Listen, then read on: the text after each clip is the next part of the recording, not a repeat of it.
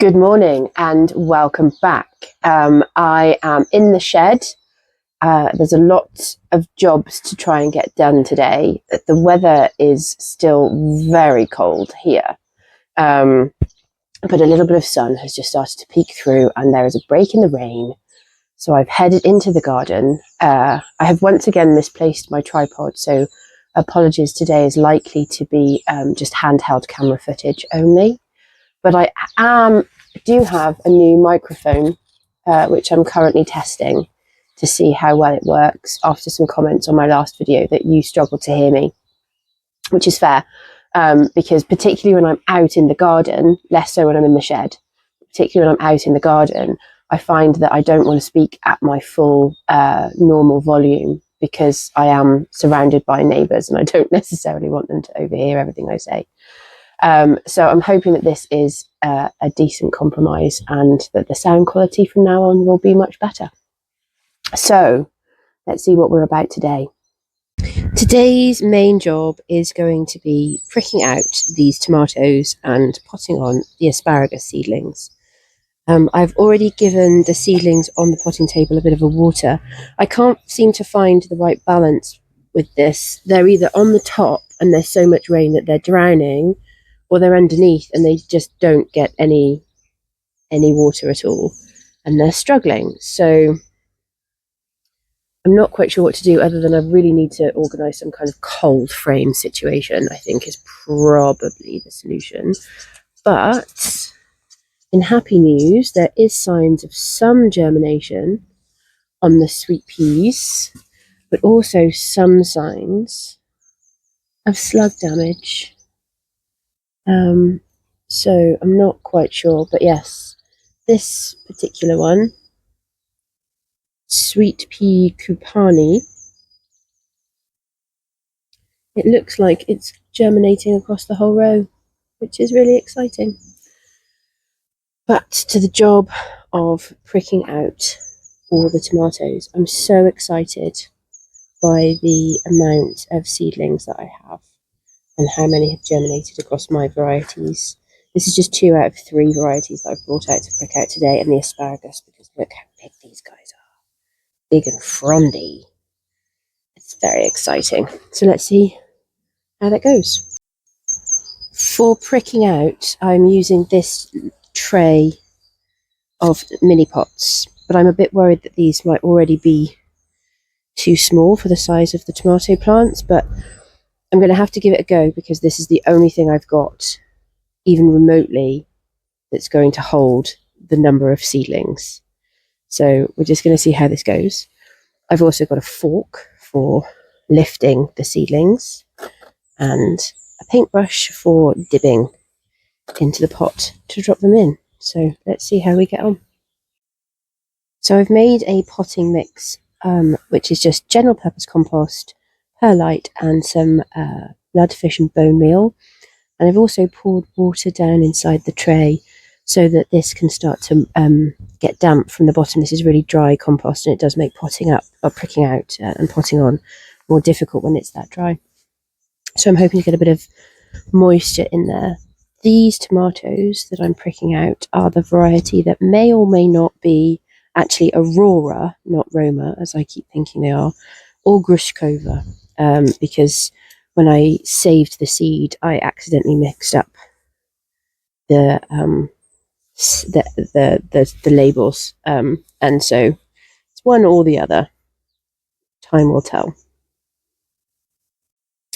As predicted, the tomatoes are already too big for these pots, so I'm going to have to figure something else out, which is essentially to put them in these square pots, but I want to prioritise these for the asparagus. So I have pivoted my plan, and I'm going to prick out the asparagus first, and use as many pots as I need to for that, and then I can then I know what I've got left for the tomatoes. So what's surprising me with these asparagus is how well the roots are developed. I did think that bearing in mind how much top foliage there is, there might be longer roots. The roots are quite short, but really quite sturdy. They're quite well established roots. So I'm going to drop these in. I'm not quite sure how deep they need to be planted. I'm going to attempt to do what I would do with tomatoes and plant them quite deep down so that more roots might grow out of the stem. I was trying to Google it before I started doing this, but I'm not getting any signal up at this end of the garden, so I'm just going to wing it and hope for the best, as is commonly the approach. I'm feeling a little bit proud of myself for remembering to write some labels for the tomatoes before I start pricking out the next lot of tomatoes, so as I don't exacerbate my "I have no idea what variety this tomato is" situation.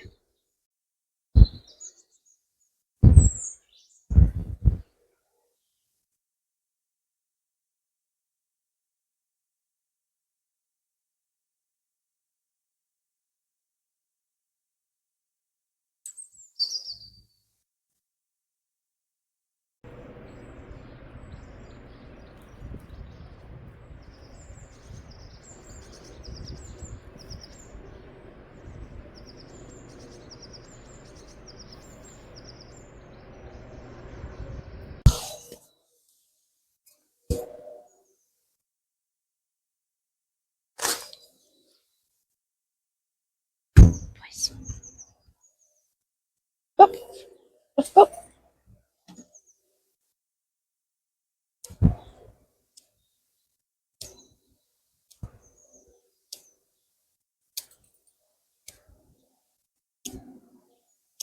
At this point in the video, I've had a complete microphone failure. I forgot to switch it back on, and everything else that I filmed for the rest of the video has no sound at all.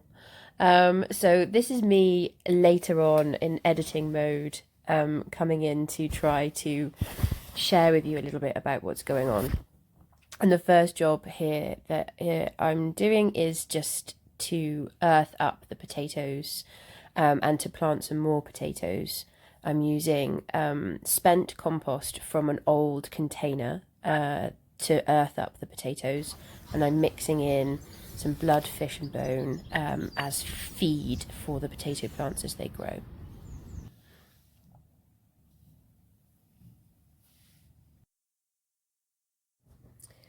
This year I'm growing two varieties of potatoes, all in buckets. Maris Pia are a second early potato, and also I have Rocket, which is a first early salad potato.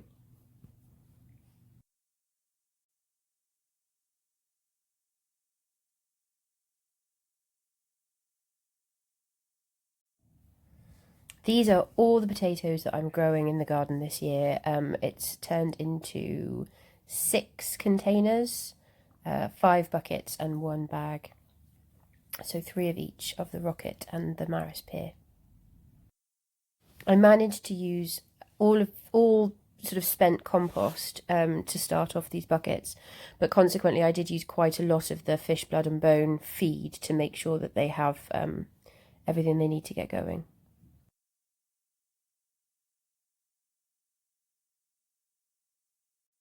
I've still got a lot of flowers that I need to plant, dahlias and peonies, and I've got dahlias upstairs as well. I wasn't really in the mood to do any more planting today, so they're just going to wait for another time. These can all be planted up until June. The sun coming out is just glorious today. It made it really motivating to stay and do extra work in the garden, so plenty of jobs still going on. The plum tree, which had beautiful blossoms a few weeks ago, is now fruiting. There are lots and lots of tiny little plums just starting to emerge on the tree. And it's reminded me that I really need to feed this, as it's in a container.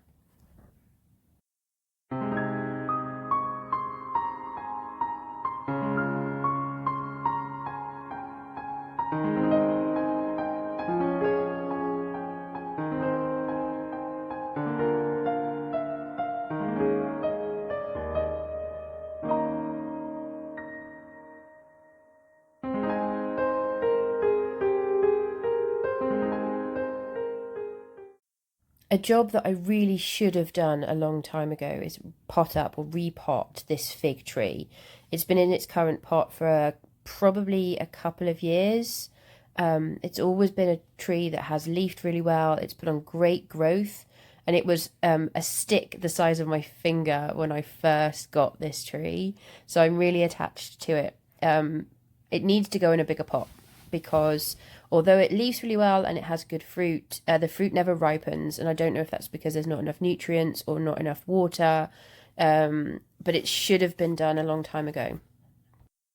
This is the new pot. It's a 50-litre pot, and the first step of repotting this plant is to put a good layer of grit in the bottom so that there's good drainage.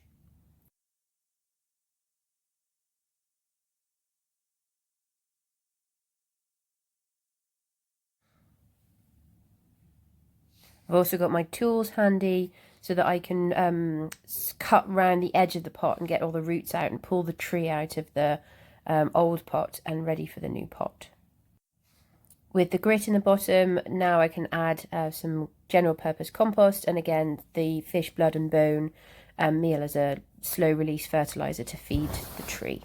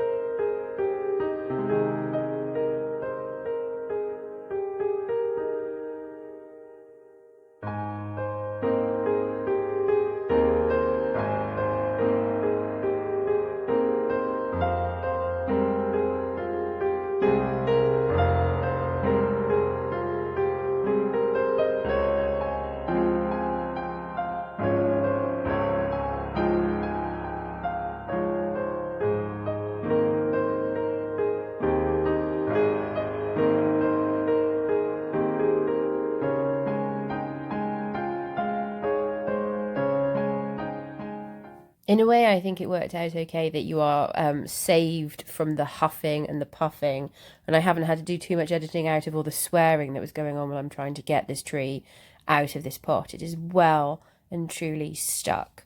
I've run the saw and the knife around the pot, and it has loosened, but it doesn't want to come out. So in the end, I have resorted to sitting on the ground with my feet on the top of the bucket so that I can pull the tree and push it away from the bucket at the same time. And it's here where I am trying to pull away some of the really root bound bits of the root and sort of free them so that they can establish themselves in the new pot. That I find that the roots of the tree are really badly waterlogged. That's partially because there isn't good enough drainage in this pot, and also because of where it sits on the concrete is an area where water pools, and it's been raining a lot, so the water hasn't been able to drain away. I've decided to add more grit into the compost in the pot, just really to make sure that there's just the best drainage possible so that these roots don't end up getting waterlogged and drowned in future. Let's see if YouTube will use this as a thumbnail. I'm really delighted to have been able to get this job done today. Thank you so much for spending some time in the garden with me today. I really appreciate all of your comments and interactions with my videos. Do please leave me a comment and let me know what you're up to in your gardens at the moment. And also if you have any advice for me on what to do with all of my tomato seedlings and how I'm possibly ever going to manage them and get them all pricked out, I would really, really be grateful. Thank you so much. Bye-bye.